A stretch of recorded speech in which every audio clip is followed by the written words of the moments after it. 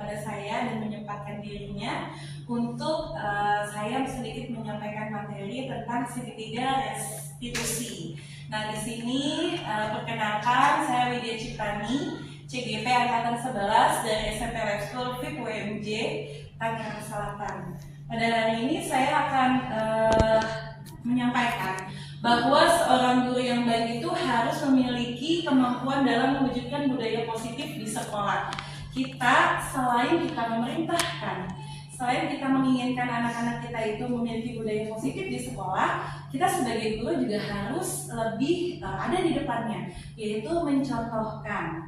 Nah, sebagaimana budaya positif yang ada di sekolah, apapun pembiasaan-pembiasaan baik yang ada di sekolah itu wajib kita lakukan. Sehingga anak-anak di sekolah itu tidak hanya merasa dipaksa, tetapi juga merasa, wah guru saya mencontohkan nih, berarti saya harus ikuti juga. Jadi dari dalam diri mereka sendiri. Bapak dan Ibu, disiplin positif itu ada 3 tahap ya. Yang pertama adalah cara penerapan disiplin yang mengajarkan anak bertanggung jawab. Kemudian lebih ke arah disiplin yang lebih tepat untuk mengontrol diri dari si anak itu tersebut. Kemudian dapat membuat murid memahami dan menyadari berdasarkan motivasi internal. Bukan akibat paksaan, bukan akibat ujian ataupun hukuman. Jadi sekarang itu kita tidak boleh lagi memberikan reward. Siswa itu baik, berarti siswa itu harus dari dalam hatinya, bukan karena hadiah yang kita berikan. Dan yang lebih penting, kita juga tidak boleh memberikan hukuman kepada siswa kita, karena apa yang mereka lakukan itu bukan berdasarkan karena mereka nakal, tetapi mereka memiliki alasan-alasan tertentu. Nah, tugas kita sebagai guru, kita harus tahu dulu alasan mereka itu apa sih melakukan hal demikian. Jangan langsung kita menjudge mereka adalah anak yang nakal dan sebagainya. Kemudian motivasi perilaku manusia. Kemudian saya akan lebih cepat ya. Di sini ada posisi dari seorang guru. Guru itu kalau dijabarkan memiliki 5 posisi. 1 sebagai penghukum.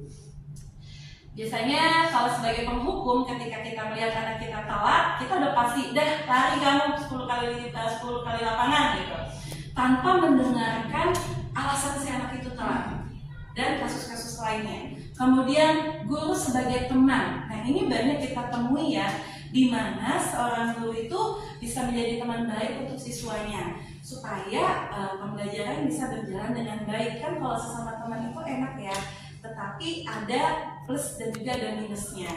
Minusnya mereka akan merasa sedikit mengabaikan karena kita itu dianggap sebagai temannya. Nah, ini harus kita lebih tingkatkan lagi posisi kita. Nah, yang ketiga, membuat merasa bersalah. Pembuat merasa bersalah biasanya itu kita tujukan supaya murid kita merasa bersalah dan tidak mau mengulangi kesalahannya lagi. Tapi itu sebetulnya salah. Kita tidak boleh membuat murid kita merasa bersalah. Apalagi itu keluar dari mulut seorang guru. Karena guru itu tidak boleh membuat atau menjudge muridnya tanpa alasan yang mereka sudah kemukakan.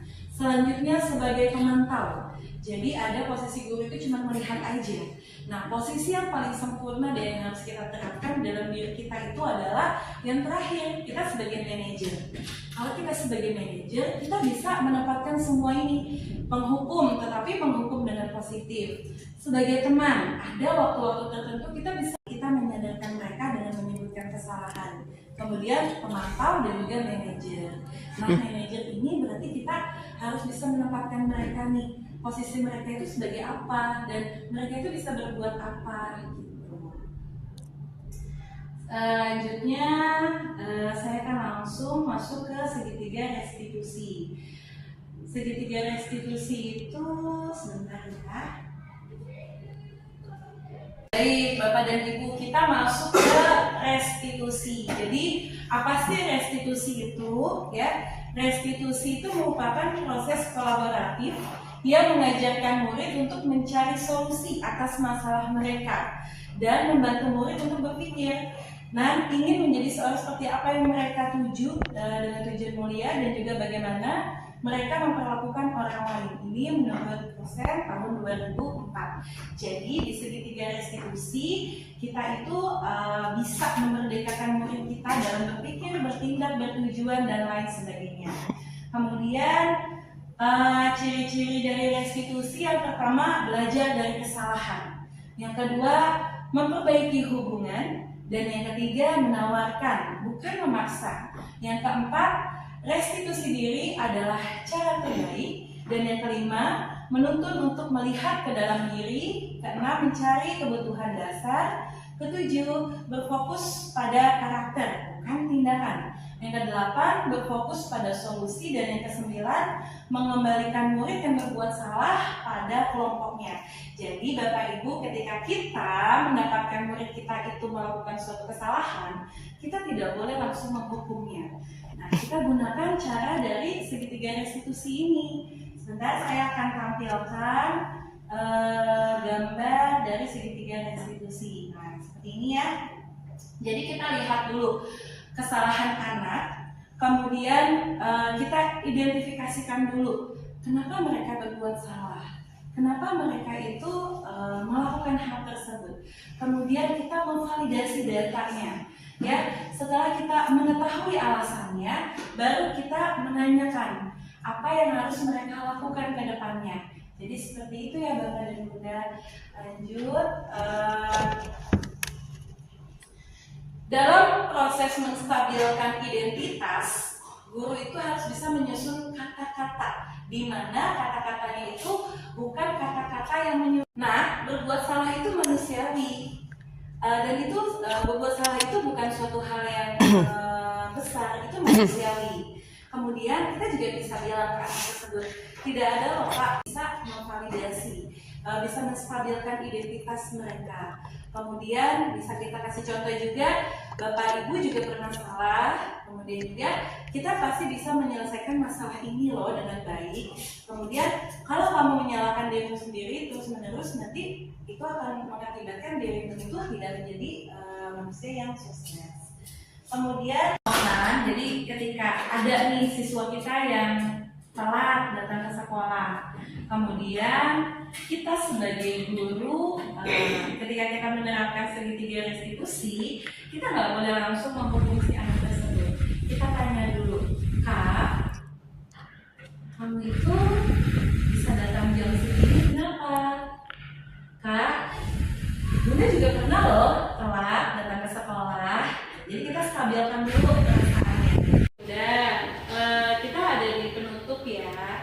Jadi sebisa mungkin sekarang kita sebagai guru harus bisa mempraktikkan segitiga restitusi dengan baik. Dengan cara ketika kita mendapati siswa kita itu berbuat salah, maka kita harus bisa mengidentifikasi diri mereka dulu. Setelah mereka itu sudah tenang, kita bisa menggunakan tahap yang kedua, yaitu memvalidasi. Jadi kita cari tahu dulu apa sih alasan mereka berbuat salah itu. Kemudian yang ketiga, baru kita tanyakan keyakinan kepada mereka. Mereka itu harus bisa mengakui kesalahannya dan juga harus bisa berpikir sendiri bagaimana cara mengatasi kesalahannya tersebut. Jadi di segitiga restitusi ini kita tidak langsung menghukum, kita tidak langsung memberi cap kepada anak ini, dan kita juga tidak bisa langsung memberi kesimpulan kalau si anak ini salah. Melainkan kita bisa membuat mereka itu untuk mengakui kesalahannya dan juga untuk mencari solusinya. Mungkin itu saja Bapak dan Bunda untuk pemaparan segitiga restitusi pada hari ini. Mudah-mudahan kita semua bisa menerapkannya dengan baik di sekolah kita. Terima kasih, saya tutup. Wassalamualaikum warahmatullahi wabarakatuh. Waalaikumsalam.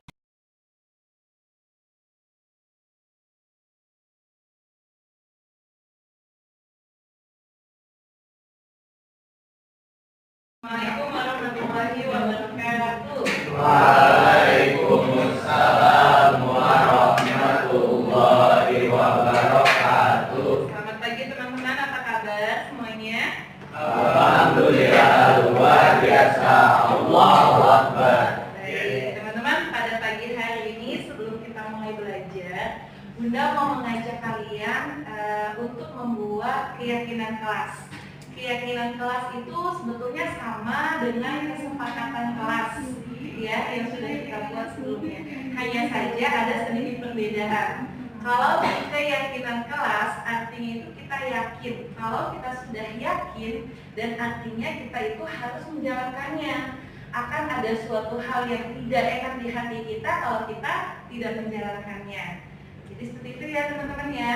Nah, untuk keyakinan kelas ini mulai hari ini akan kita bentuk dan harus kita jalankan bersama-sama ke depannya agar tercipta kondisi yang disiplin, nyaman, dan juga kalian itu bisa mendapatkan pembelajaran dengan baik serta kegiatan-kegiatan di sekolah dengan nyaman.